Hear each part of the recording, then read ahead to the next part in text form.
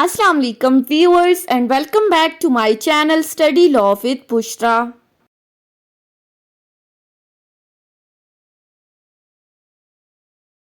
So we were discussing Civil Procedure Code 1908. We have discussed up till section 103. In this video we are going to discuss the topic of appeals from orders. But before starting the discussion, I request you all to please subscribe to my channel and don't forget to press the bell icon for latest updates. Do share this video with your friends and don't forget to comment your feedback. So let's move towards the discussion. हम study कर रहे हैं topic of appeal को। Appeal में पहले हमने first regular appeal को discuss किया, फिर सेकंड अपील को डिस्कस किया और हमने ये कहा कि अपील हमेशा होती है डिक्री के खिलाफ।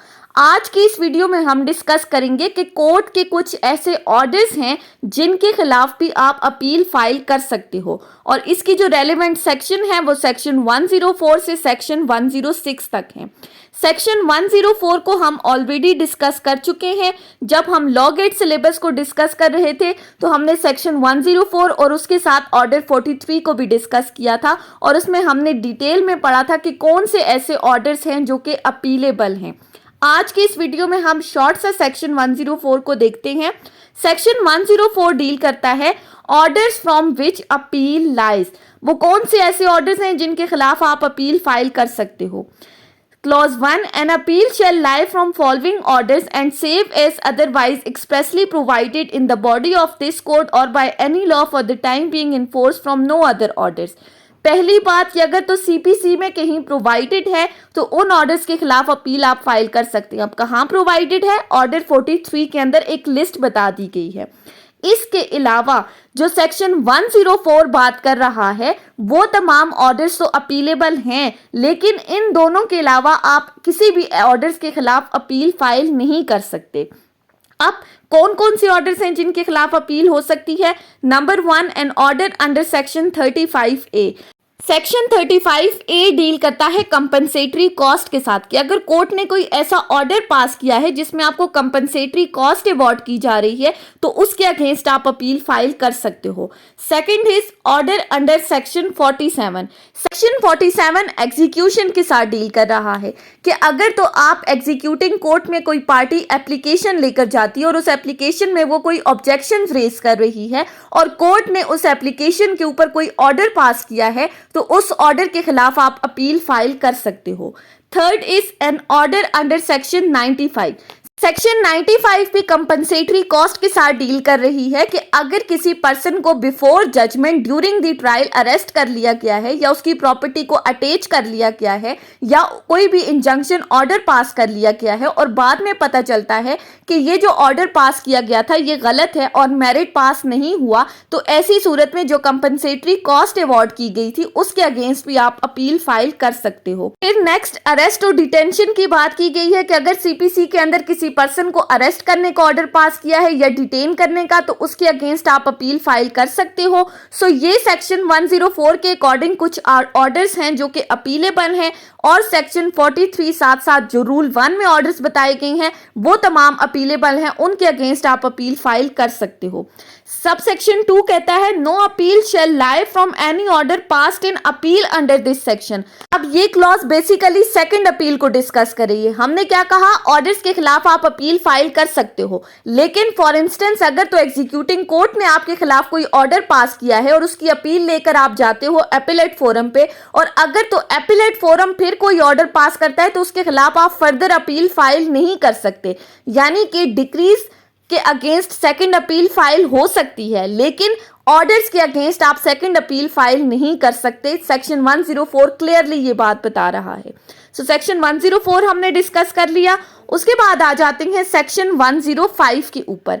सेक्शन 105 डील करता है अदर ऑर्डर्स के साथ। अब ये दूसरे ऑर्डर्स कौन से हैं? सो सब सेक्शन 1 कह रहा है save as otherwise expressly provided.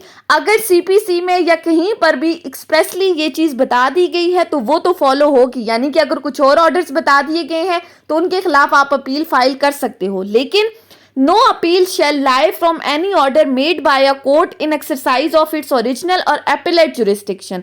शैल का वर्ड यूज करते हुए मैंडेटरी क्लॉज बना दी गई है कि आप अपील फाइल नहीं कर सकते किसी भी ऐसे ऑर्डर के खिलाफ जो किसी कोर्ट ने अपनी ओरिजिनल या एपेलेट जुरिस्डिक्शन को एक्सरसाइज करते हुए पास किया है। सिंपली ओरिजिनल या एपेलेट जुरिस्डिक्शन में अगर कोई ऑर्डर पास हुआ है उसके खिलाफ अपील नहीं हो सकती। But where a decree is appeal from any error, defect और irregularity in order affecting the decision of the case may be set forth as a ground of objection in memorandum of appeal. लेकिन secondly कहा गया है कि अगर तो court ने कोई ऐसा ऑर्डर पास किया है जिसमें किसी तरह की कोई एरर है, कोई डिफेक्ट है, इरेगुलरिटी इन प्रोसीडिंग्स है जिसकी वजह से केस के मेरिट्स अफेक्ट हो रहे हैं, कोर्ट ने कोई ऐसा ऑर्डर पास कर लिया है जो कि रॉन्ग है जिससे केस का फैसला इफेक्ट हो रहा है, तो आप ऑल्दो वो ऑर्डर अपीलेबल नहीं है सेक्शन 104 और ऑर्डर 43 के खिलाफ, तो आप उसके अगेंस्ट अपील कब फाइल कर सकते हो, अपील किस तरह से फाइल कर सकते हो।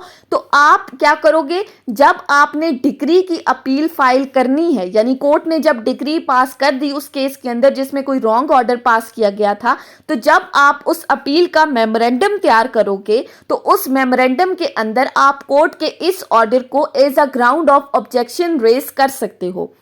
सिंपली ऑर्डर अपीलेबल नहीं था लेकिन केस के मेरिट्स अफेक्ट हो रहे हैं, तो उस ऑर्डर को आप अपील में किस तरह से रेज कर सकते हो कि डिक्री की अपील के टाइम पे आप उसको as a ground of objection बनाकर रेज कर सकते हो कि कोर्ट ने जो फैसला दिया था वो गलत है, ये ऑर्डर पास किया था ये गलत है, इससे केस का फैसला इफेक्ट हो रहा है, तो एज अ ऑब्जेक्शन आप इस ऑर्डर को रेज कर सकते हो। उसके बाद आ जाते हैं section 105 sub section 2, not with standing anything contained in sub section 1 कि सब सेक्शन 1 में जो बात कर दी गई है उससे हटकर where any party aggrieved by an order of remand made after the commencement of this court from which an appeal lies does not appeal thereof, he shall thereafter be precluded from disputing its correctness।